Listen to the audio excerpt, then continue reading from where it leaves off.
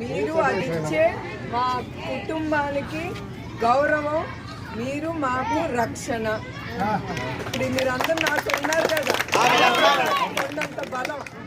అప్పుడు ఆ 53 రోజులు ఎవరు నాతో ఉంది? మేము తెలుగుదేశం కార్యకర్తలు, తెలుగుదేశం బిడ్డలు మాతో ఉన్నారు. అది నేను ఎప్పుడు మర్చిపోను.